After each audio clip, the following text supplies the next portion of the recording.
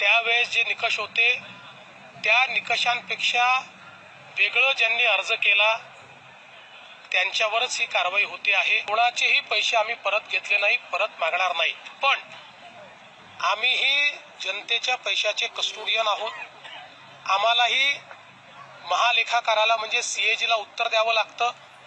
त्यामुळे नियमाच्या बाहेर जर कोणाला फायदा पोचत असेल तर त्याच्यावर सीएजीचं ऑब्जेक्शन येणारच आहे आणि म्हणून जे नियमाच्या बाहेर फायदा घेतायत त्यांचा फायदा निश्चितपणे बंद होईल। त्याची सुरुवात आम्ही केली आहे। कुठलेही नवीन निकष नाही। महत्त्वाचं म्हणजे 5 मार्च महिन्यापर्यंत अर्जांची छाननी पूर्ण झाल्यानंतर ही शक्यता आहे। सर्व अर्जांची छाननी मार्च महिन्यात अशी माहिती आहे। अद्याप आयकर विभागाकडून माहिती मिळालेली नाही। जिल्हा पातळीवर स्वेच्छेने पैसे माघारी करण्यात आलेल्या महिलांचा डेटा गोळा करण्याचं काम सुरू आहे। त्यामुळे येत्या 2 महिन्यामध्ये हा आकडा मोठ्या प्रमाणावर वाढण्याची शक्यता आहे।